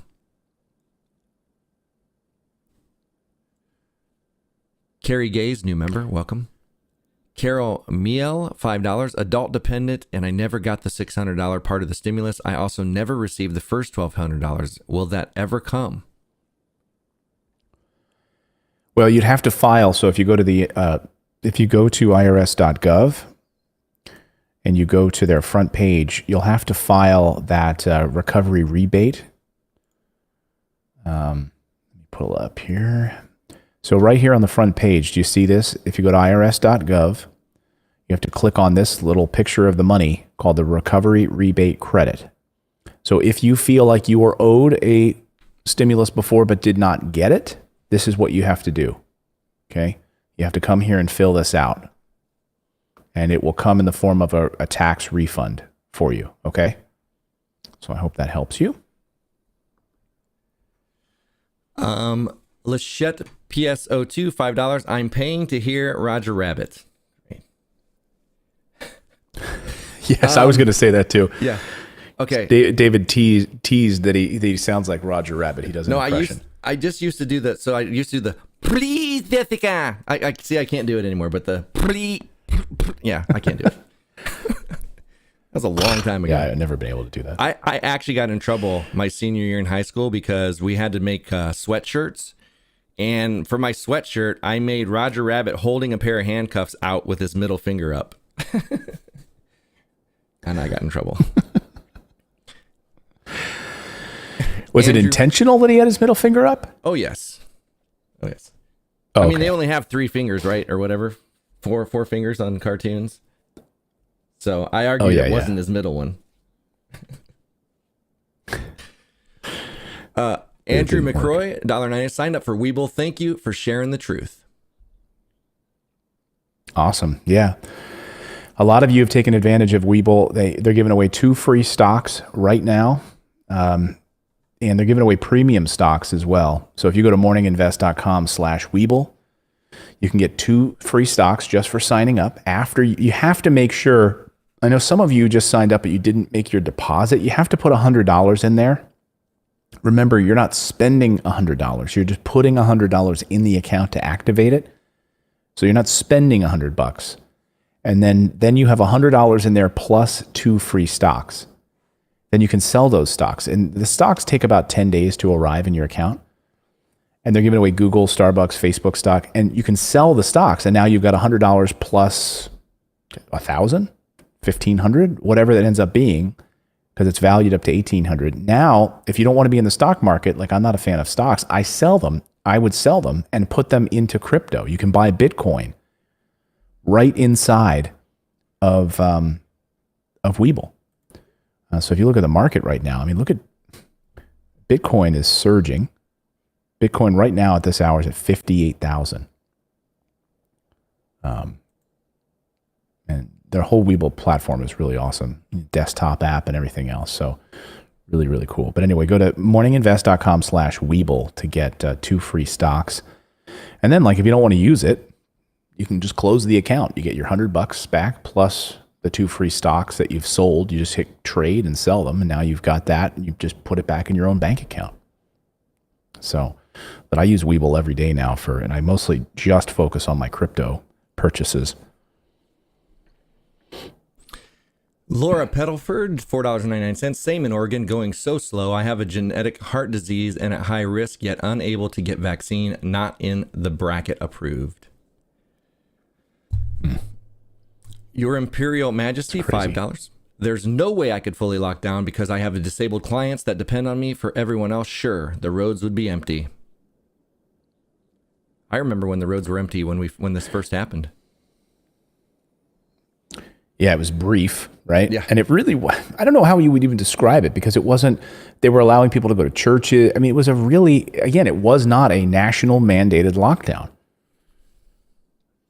Atomic Toaster, yo, $4.99. I bet if I think really hard, I could remember my first pair of shoes. Oh, say it, Clayton. I bet if I remember real hard, I can remember my first pair of shoes. I bet if I remember real hard, I can remember my first pair of shoes. They was my running shoes. Crystal Lambert, $10. He talked to Jackson Hewitt yesterday, said they were told IRS will do adjustments necessary not to file an amendment. Also, I'm so tired of it being who can I blame when it's both parties' fault. Right. That's right. I mean, I make that point here on the show. You have very few people like Bernie Sanders who can get up there and tell the truth, you know? I believe that this is a moment in history where it would be a very good idea for all of my colleagues and the American people to remember what former Republican President Dwight D. Eisenhower said in 1953. And as we all recall, Eisenhower was a 4-star general. Talking about what he said when he left office, which is beware the military-industrial complex. It takes a progressive like that, somebody who is is an independent, who's not bought and sold by each party, to stand up there and make a statement like that. Why did he not actually say the quote? Oh, he did. I just cut him short. You want to hear it? Who led the Allied forces to victory in Europe during World War II. He knew something about war and defense spending. Eisenhower said, and I quote, and this is a profound statement that we should never forget.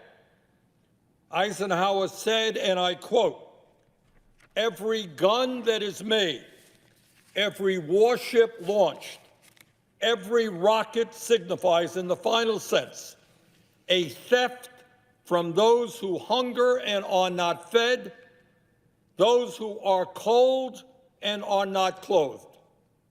This world in arms is not spending money alone. It is spending the sweat of its laborers, the genius of its scientists, the hopes of its children. End quote. Dwight D. Eisenhower. Beware the military-industrial complex. Dwight D. Eisenhower. Jesus Munoz, Utah vaccines will be available this Wednesday for all. Sarah Forstner, $5. This show is stressing me out. Too close to home about money as I'm going under. Need UBI, but can we just see pet photos, please? LOL. All right, you want some pet photos? Grover agrees with you. He's like, all right, let me see some pet photos. Can we see some pet photos? Let's see some pet photos. Okay, here is Peanut from Ringgold, Georgia, from Mike Bearden. Thank you for sending in Peanut. Here is Keodon. I don't know how to pronounce this. Keodon Saviong. I don't know how I'm... Keodon. Wish I was saying that name correctly. Maybe it's Sabrina Bell. Keodon, maybe? Yeah. Sabrina Bell sent this photo in. Like the crown. Get that off my head. What's on my head? That's what I was thinking too. Here's Yo-Yo. Yo-Yo. Hey, Yo-Yo. From Sally. Yo-Yo, come here. If Here's I could Zeus just get over this from seat. That's probably how he rides. Like, that's how Yo-Yo rides in the car. Zeus from upstate New York. Much love from their owners, Kimberly and Adam. Is it Bunal? Kimberly and Adam Bunal from upstate New York. Thank you guys for sending in pictures of Zeus and all of your pet photos today. Appreciate it. You can send them to pets@morninginvest.com. Any other super chats? Keely C. Wilkinson and Wanda Iden, new members. Rumple Gold, $4.09. My phone bill is $324 a month for 4 lines, unlimited data. Mary Ramirez, new member. Stephen. Yeah, we were debating, just for context, we were debating how this Hawaiian family, their phone bill is $299. Because it makes sense. Yeah. I mean, I guess. If yours is 4 lines and it's over 300, I guess so. It's highway robbery, by the way. Yeah, I'm trying to think. Mine was like just under 200 for 2 people.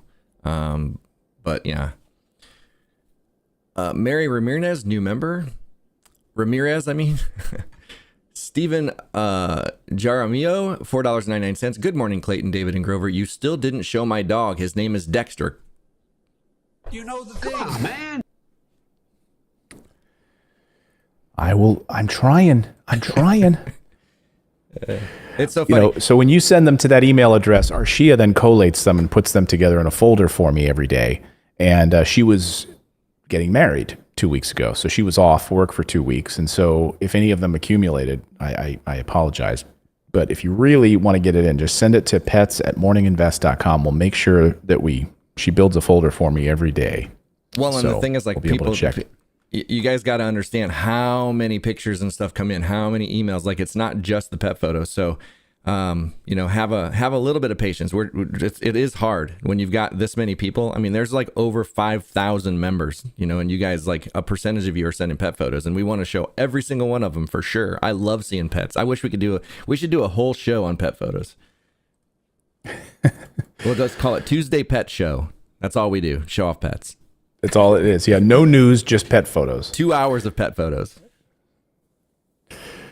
But yeah, that's all I got for today as far as pet photos go. I don't have any from. I don't see anything from Max or from Dexter. His dog's name, Dexter. Yeah, and by the way, you might have missed it too. We might have shown it in a show, and you might not have seen it. So. But you're probably sitting there saying, "No, I watch you every day. I didn't miss it." Like, okay, then it's my fault. So if you I was trying to deflect blame if I could. You need to watch the entire show every single day so that you don't miss it. That's right.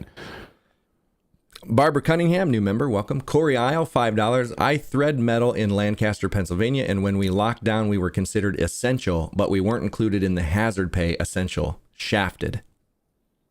That's ridiculous, right? So you're essential, but we can't give you hazard pay. Same thing with the grocery store workers, right? These, people who, like 23 years old, 25 years old, 28 years old, not making a lot of money, working at, as a bagger at the grocery store. They're checking people out so you can get food and take care of your family. And they're deemed essential, and they're like very little protections were put in place, and they're not getting any kind of hazard pay. Yeah. Thanks, Republicans. Joe Ruiz, $9.99. I work with stubborn people in Orange County, California. They refuse to wear masks. They say it's not law, so I always respond with neither was, no shoes, no shirt, no service. Right. Yeah. The Goddess, $2. Starting to dislike this country, and I was born here. Yeah, I was born there too. Yep, me too. Najuma Brown, new member, welcome. Oh, upgraded to gold. Najuma, thank you for the upgrade. Brandon Parker, $5. Single dad, $60 a week for health care for me and my little girl. $500 plus total for utilities, $1,100 mortgage, $140 phone, and $700 for other bills. $2,000 really wouldn't help you. I mean, it would get you close. Yeah. I mean, this is why we need Medicare for all.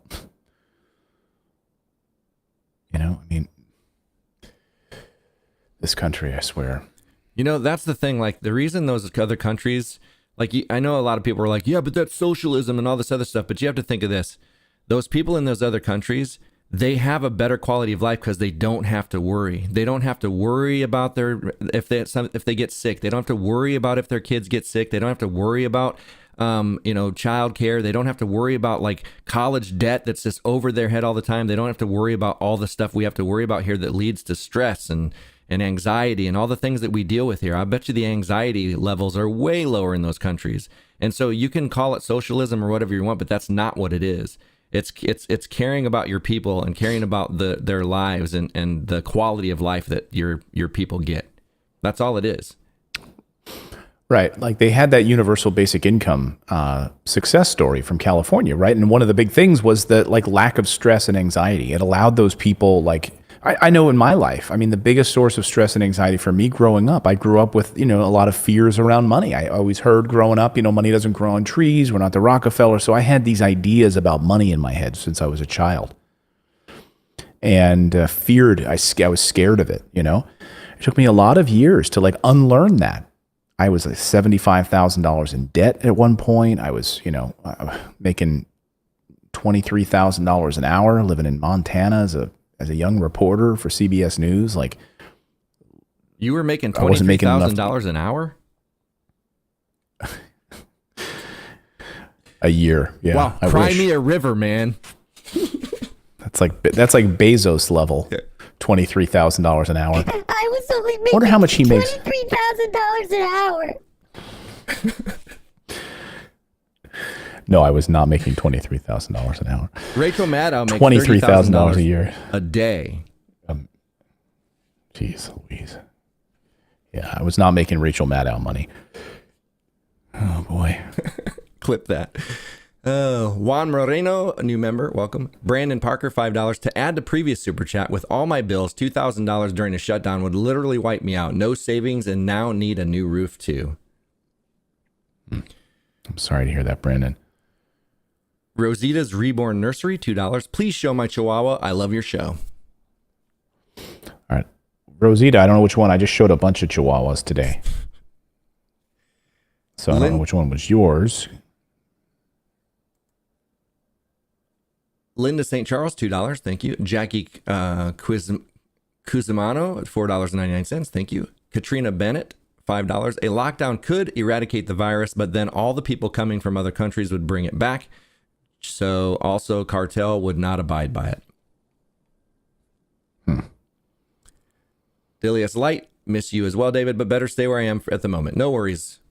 Linda St. Charles, $2. I hear rumors there is a fourth stimulus coming.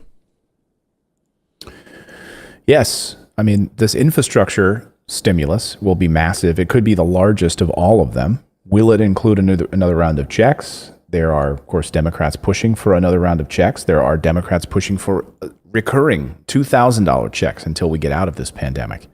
And that would be included likely in this new infrastructure bill, which is the next big thing that they're working on. But it would also include roads and bridges and internet broadband and green energy infrastructure and things like that, like charging stations and things. So that would be the new fourth stimulus.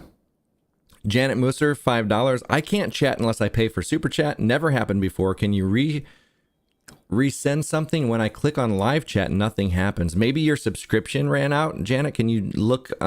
If you click the little YouTube icon up in the top right, your little avatar, it should drop down to where you see subscriptions and payments. And click on that and see if that's lapsed or something. Because that's really not on our end, and there's not really much that we can do about that if you're not a monthly member, unfortunately. Kristen Miller, $10. Would like to know why the IRS is trying to tell everybody it's just processing longer to do your taxes, even though her last 8 years, I've never had an issue. So why the IRS is trying to tell her it's just processing longer. Who knows? I mean, are they telling us the truth? I mean, we do know that they pushed back even starting the process by 30 days. So they didn't even start processing for 30 days. And then, of course, many of the people in the IRS were working from home, and they were remote. So they weren't even in the office, and therefore, if you mailed a paper return, they were piled up.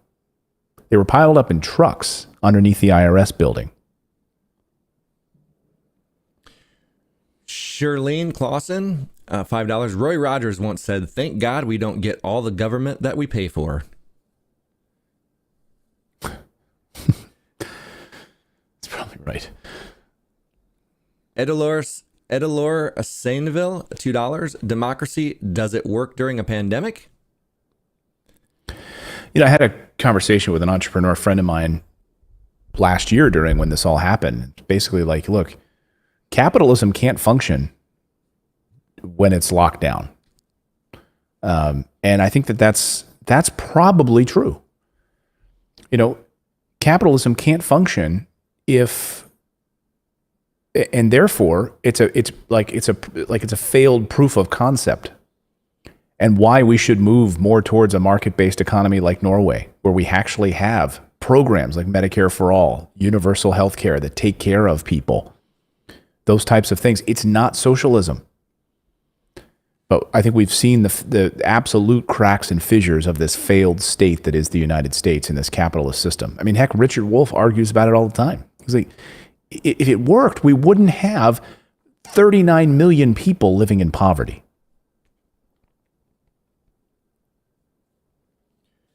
If it worked, we wouldn't be $20 trillion in debt, and billionaires are the only ones that benefit from this economy.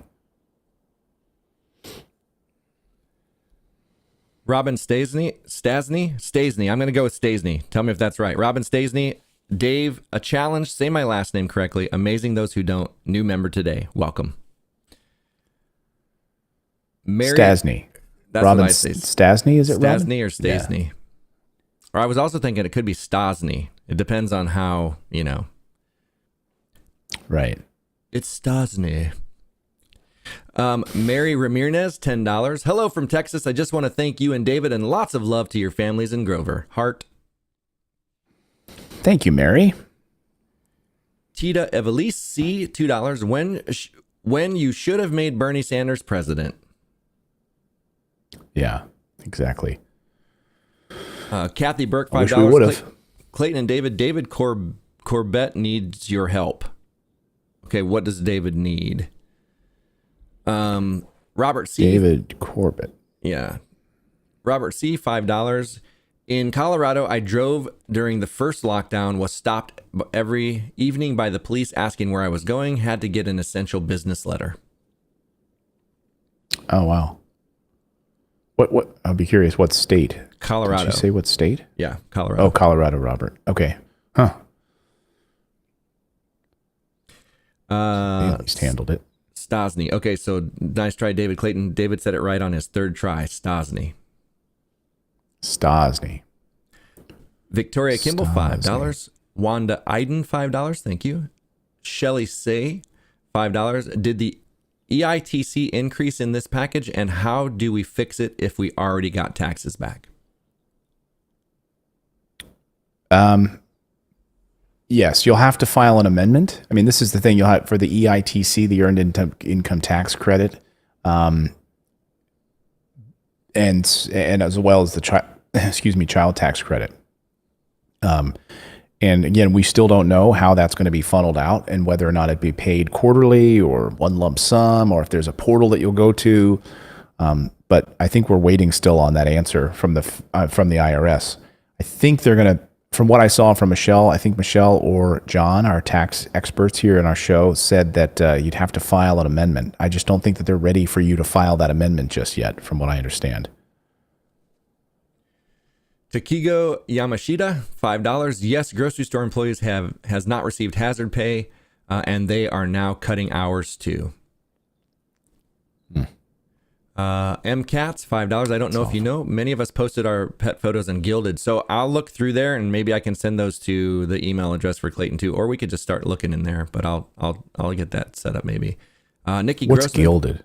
That's it's a Discord replacement. Oh, okay. Nikki Grossman, $5. I deliver motorhomes and was considered essential mobile quarantine units and was not compensated with hazard pay either. Michael Willis, $5. You need to have Medicare for all. I can't afford to get government health care. KC, $5. Yeah, we need Medicare for all. We absolutely need. This is a perfect example. By the way, I read a report yesterday talked about millions of people could have been helped and prevented of getting COVID if we had Medicare for all in place. A new report out talks about that. It was a pretty fascinating read. KC, $5. How long after tax refund is received can we anticipate our stimulus payment via direct deposit? Thanks, guys. XOXO. It's hard to say, Casey, because some people receive their stimulus payment before they receive their tax refund. So, I guess it's just however the IRS is managing to. It's bizarre. Like they're basically. I don't think there's any rhyme or reason to it. We're hearing differing stories. How many people in the chat? Let us know how many people in the chat received your stimulus but have not received your refund, and vice versa. Let me know. Sarah M. Jackson upgraded to gold member. Thank you. Sering Song, $19.99. Love your show. However, I contest your stand on China. As an ethnic minority and being persecuted by the CCP, they are a great threat to the free world. Thankful to be living in America, land of the free. I don't doubt at all, and I think they absolutely have huge amounts of human rights. By all accounts, modern day slavery. Like what they're doing to the Uyghurs. Absolutely horrible. However, does that mean that we need to build new aircraft carriers? Well, see, I just don't draw we can handle these types of things through diplomacy and trade. And how can you not call our current prison system modern day slavery? Right. In the United States. So when they're calling us out, and as we've been calling them out. But I appreciate your point, saying that as an ethnic minority and being persecuted by the CCP, they are a great threat to the free world. I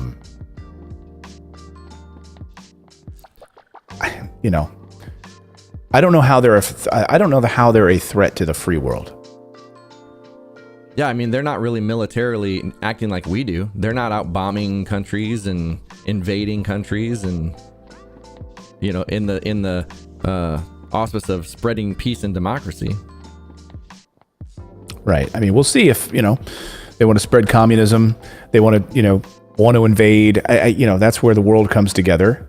But that was Eisenhower's whole point. We didn't have a standing army when the Axis powers decided to invade. When the Third Reich decided to invade Poland and Imperial Japan decided to bomb us on Pearl Harbor. Like, we had to build over the next year. We had to mobilize. We joined forces with our allies, and in 4.5 years, we won a war.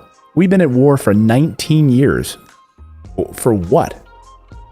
That's my point. And now we need a new enemy, and we need to spend more money, and we need to have this continual enemy, as China now is our enemy, and Russia. I don't disagree with your point. Just think the answer is not in us having to ramp up militarily to end that. Now there's, like what Biden was saying about Putin the other night in that interview of being a killer. Like, it's like, be careful who you're casting stones at, when we're more guilty than any of these other countries. There's no other country out there that does what we do. Right. All right, let me Janet Mooser, $2. I'm on autopay. So if you don't see the chat, maybe you've got it in theater mode where it puts the video on top. So you might have to move that around. Helen Gerchek, $5. Love the show. Janet Muser, can't even see chat room. Andrew Martin, $5. Communist Russia was an authoritarian dictatorship, way different than Nordic-style welfare programs, aka socialism. Exactly. Bingo, Andrew. Sarah M. Jackson, $5. Want to thank you all for your time you put into delivering the news to us all. Thank you, Sarah. It's my pleasure. I couldn't do it without you guys watching the show, so if you didn't watch, I wouldn't do it. Andrea N., $4.99. I got my tax refund last Friday, but haven't got my $1,400 yet. The IRS page still says payment status not available. I don't know what's up with that. Shabrika Houston, $1.99. Jen Renee, $5. I work in a nursing home in Enid, Oklahoma as a server, and we did not get hazard pay, and COVID was running rampant in the building. Jeez. Rumple Gold, $4.99. Still waiting on my refund, and I got my stimulus. Awesome. Well, on one, but not the other. Kristen Miller, $5. Also, I finally was able to buy one of your hoodies. Can't wait to wear it. Couple more super chats. Thank you so much. Miss Diva, $10. Can you explain how unemployment benefits will change pertaining to tax refunds? $9,000 unemployment put me in a higher tax bracket. I didn't get any child tax credit, and I paid taxes in. Well, yeah, you get that money back. Okay, so you will get that. You get $10,200 tax free, and they're likely going to have you file an amendment to get that. So that $10,200 will be a tax refund for you. So you'll get up to $10,200 of your unemployment money back tax free. So you won't have to pay taxes on that. So that $9,000 you made that you paid taxes on, that will now be tax free. So you should get a nice chunk of a rebate back. And I believe, do we know Talking Tax or Michelle, if IRS.gov has set up their portal yet for that on the front page? Let me see if they have it on the front page yet.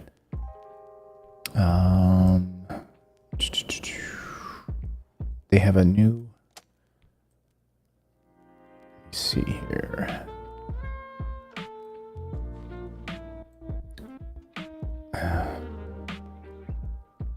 Okay, I don't see it here yet.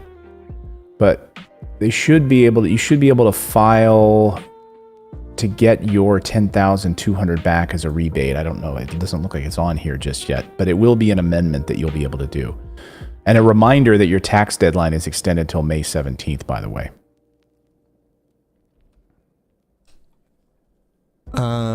Ryan Tyler, new member, welcome. Crystal Lambert.